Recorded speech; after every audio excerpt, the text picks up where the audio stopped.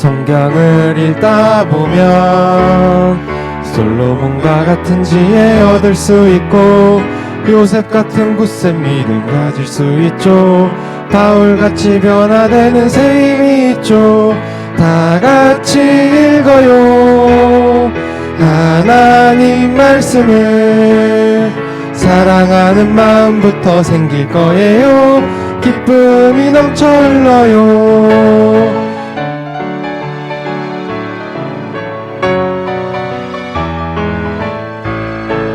성경을 읽다 보면 솔로몬과 같은 지혜 얻을 수 있고 요셉 같은 굳센 믿음 가질 수 있죠. 바울같이 변화되는 새 힘이 있죠. 다 같이 읽어요. 하나님 말씀을 사랑하는 마음부터 생길 거예요. 기쁨이 넘쳐 흘러요. 안녕하세요. 저는 이번에 여름성경학교 교장을 맡은 양승엄 목사입니다. 여름성경학교에 오신 여러분들을 진심으로 환영하고 축복합니다. 이번 여름성경학교를 통해서 우리는 하나님에 대해서 더욱더 깊이 배우고 알아가고 닮아가는 시간이 되었으면 좋겠습니다.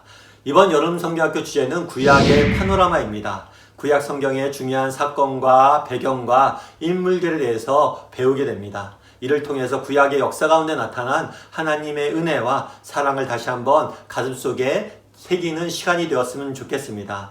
특별히 구약의 큰 그림을 이번 시간을 통해서 여름성경학교를 통해서 우리는 그리게 될 것입니다. 그럼 구약 성경에 대해서 좀 더 자세히 살펴보길 원합니다. 구약 성경은 몇 권으로 되어 있을까요? 구약 성경은 총 39권으로 구성되어 있습니다. 그러면 신약은 몇 권일까요? 신약은 27권입니다. 많이 보던 숫자죠. 구구단에 3단을 기억하시면 됩니다. 39, 27을 기억하시면 됩니다. 구약 성경은 39권, 신약은 27권. 그러면 성경 전체는 몇 권일까요? 39 더하기 27은 66권입니다. 이걸 모르면 곤란하겠죠. 그런데 구약 성경 39권은 다시 세 가지로 나눌 수 있습니다. 첫 번째는 뭐냐면 역사서입니다. 과거에 일어난 사건을 이야기 형태로 기록해 놓은 책입니다. 창세기부터 출애굽까지 총 17권이 역사서입니다. 그럼 둘째는 시가서입니다. 시가서는 현재 경험을 시의 형태로 기록해 놓은 것입니다. 다르게 이야기하면 현재 내가 느끼는 감정을 노래로 표현한 것이라고 할 수 있습니다. 시가서는 욥기부터 시작해서 아가서까지 총 5권입니다. 세 번째는 선지서입니다. 선지서는 미래에 대한 기대를 설교의 형태로 기록해 놓은 것입니다. 다르게 이야기하면 앞으로 일어날 일을 예언해 둔 것이라고 볼 수 있습니다. 정리하면 구약 성경 39권은 총 3가지로 구분할 수 있습니다. 첫 번째 채는 역사서로 총 17권이 있습니다. 두 번째는 시가서로 총 5권이 있습니다. 마지막으로 선지서는 총 17권으로 구성되어 있습니다. 그럼 구약의 첫 번째 책인 창세기에는 어떤 얘기가 담겨져 있는지 살펴보도록 하겠습니다. 창세기의 주제는 시작입니다. 무엇이라고요? 시작입니다. 시작. 이 세상이 어떻게 시작되었는지, 가정이 어떻게 시작되었는지, 민족이 어떻게 시작되었는지, 죄와 타락이 어떻게 시작된지에 대해서 다루고 있습니다. 그래서 창세기에는 모든 것이 어떻게 시작되었는지 알 수 있고, 그래서 창세기의 주제는 시작이라고 할 수 있습니다. 그런데 창세기는 크게 2가지 부분으로 나눌 수가 있습니다. 1장부터 11장까지는 4가지 사건에 대해서 기록되어 있고 12장부터 50장까지는 4명의 족장에 대한 이야기로 담겨져 있습니다. 그럼 창세기에 처음에 등장하는 첫 번째 사건은 무엇일까요? 그것은 창조입니다. 창세기 1장 1절은 이렇게 시작합니다. 태초에 하나님이 천지를 창조하시니라. 하나님이 이 세상 모든 것을 창조하신 창조주임을 성경은 명확히 밝히고 있습니다. 그런데 하나님께서 천지를 창조하실 때 6일 동안 창조하시게 됩니다. 앞에 3일은 배경을 만드시고 뒤에 3일은 그 배경을 채우셨습니다. 첫째 날에는 빛을 만드시고 즉 공간을 만드시고 둘째 날에는 하늘과 바다를 만드시고 셋째 날에는 땅과 식물을 만드셨습니다.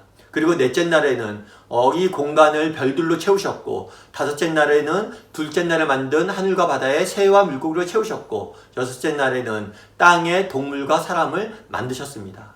그런데 이 모든 것을 만드시고 무엇이라고 말씀하셨을까요? 보시기에 좋았다. 다르게 얘기하면 모든 것이 완벽했다, 너무 좋았다 라고 표현했습니다. 그런데 문제가 생겼어요.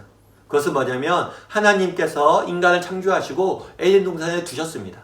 그리고 그곳에서 모든 것을 누리게 하셨어요. 모든 땅의 소산을 먹고 마시고 즐기라고 하셨습니다. 다만 딱 한 가지 제한을 두신 것이 있어요. 그것은 동산 중앙에 있는 선악을 알게 하는 나무는 먹지 말라고 한 거예요. 사람들이 그런 이야기를 하죠. 왜 하나님께서 선악과를 만드셨냐고. 괜히 인간이 타락하게. 그런 이야기를 합니다. 그런데 예전에 제가 영화 한 편을 본 적이 있습니다. 그 영화는 사관학교에 대한 영화예요.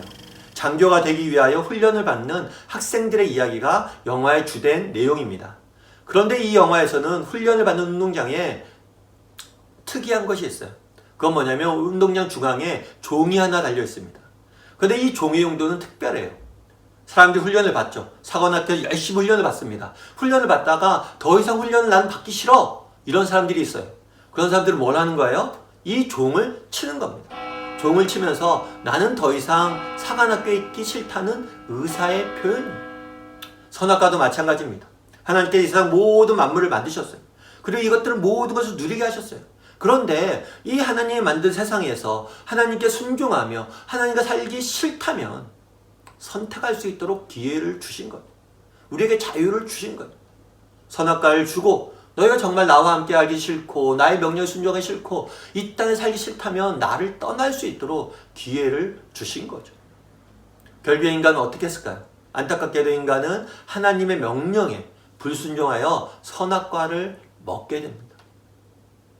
그럼 선악과를 먹은 결과는 어떻게 되었을까요?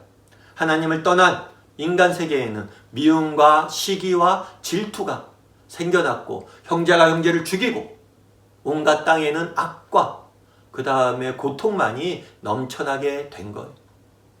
그래서 하나님께서 더 이상 세상이 망가지는 것을 원하지 않으셨습니다. 그래서 심판물로써 이 세상을 심판하려고 하셨어요. 그런데 이 심판을 피할 수 있는 길을 열어두셨습니다. 그것은 노아라는 사람을 불러서 방주를 짓게 했어요. 이 방주는 지금으로 말하면 미식축구장만한 크기의 네모난 배로 엄청나게 큰 규모였습니다. 노아는 이 배를 특별히 바다가 아니라 아라랏 산 위에다가 120년 동안 방주를 짓게 되었어요. 그럼 왜 이렇게 큰 배를 지으라고 그랬을까요? 그것은 사람들에게 피할 기회를 주신 거예요. 오늘날로 말하면 이 방주는 세상에 이런 일에 나왔을 거예요. 그만큼 특별한 일이죠. 야, 노아라는 사람이 방주를 짓을 때, 야, 왜, 그걸 왜 짓는데? 게다가 산에 짓는데, 왜 짓는데? 미쳤나봐. 노아가 이야기하기를 하나님이 이 세상을 심판하신데, 빨리 피하래. 회개하고 피하래. 라고 이야기한 거예요. 그런데 하나님은 이렇게 구원의 길을 열어주셨는데, 인간들은 하나님의 이런 경고를 무시했고, 결국 심판을 받게 됩니다. 이는 오늘날에도 마찬가지죠. 오늘날도 우리가 예수님을 믿으면 구원받는다고 말합니다. 하지만 사람들은 믿지 않아요. 무시해요. 결국에 그 시에 대해 노아에게 말씀하셨던 것처럼 정말 심판이 임하게 될 것이고 우리도 정말 그것을 피하게 못할 거예요. 그리고 120년이 지난 다음에 노아가 방주를 만든 다음에 120년이 지난 다음에 하나님께서 물로 세상을 심판하셨습니다.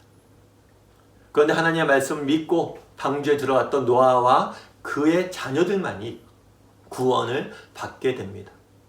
그런데 안타까운 것은 뭐냐면 노아의 후손들이 또다시 교만해져서 하나님의 명령에 불순종하고 하나님처럼 되고자 바벨탑을 쌓기 시작한 거예요. 그러자 이번에 하나님께서 언어를 혼잡하게 만드십니다. 원래는 한 가지 언어만 사용했는데 하나님께서 다양한 언어를 사용하도록 하셨어요. 그래서 같은 언어를 쓰는 사람들이 모여서 민족을 이루고 국가를 형성하게 됩니다. 여기까지가 창세기 1장부터 11장까지 나오는 4가지 사건입니다. 그럼 이 사건을 우리가 율동을 한번 정리해 보길 원해요. 이 구약의 파노라마는 율동을 이용해서 구약의 내용들을 인식하는 겁니다. 그래서 이 4가지 사건을 율동으로 정리하겠습니다. 이 4가지 사건은 앞서 얘기했던 것처럼 창조 다음에 뭐 했어요? 인간이 타락했죠. 선악과를 따먹고 타락한 다음에 뭐 했어요? 하나님께서 보시지 못하고 심판하셨죠. 심판하신 다음에 다시 기회를 주셨는데 또 다시 바벨탑을 만들었어요. 그래서 뭘 하셨어요? 언어를 혼잡게 하셔서 민족들을 형성하게 하셨습니다. 이 네 가지 사건, 창조, 타락, 홍수, 민족들, 이 네 가지 사건을 율동으로 정리해 보겠습니다. 먼저 창조입니다. 창조는 하나님께서 온 세상 만물을 지었다는 의미로 이렇게 큰 원을 그리면 돼요. 창조하면서 큰 원을 그립니다. 창조하셨죠? 그 다음에 어떻게 했어요? 타락은 밑으로 떨어진 거예요. 그래서 빠르게 밑까지 떨어지면 됩니다. 타락 한 다음에 홍수는 물로 심판하셨어요. 홍수, 물이 올라온 거예요. 차서 올라온 거예요. 홍수한 다음에 어떻게 했어요? 마지막에 민족을 흩으셨죠. 민족들, 이렇게 이야기하면 됩니다. 다시 한번 저랑 네 가지 사건을 정리해 보도록 하겠습니다. 창조, 타락, 홍수, 민족들. 자, 저와 함께 지금까지 창세기 1장 1절부터 11장까지의 이야기를 네 가지 사건으로 정리했습니다. 그럼 12장부터 50장까지는 뭐가 등장한다고요? 네 명의 족장의 이야기가 등장합니다. 이 네 명의 족장의 이야기는 모시고 함께 들어보도록 하겠습니다.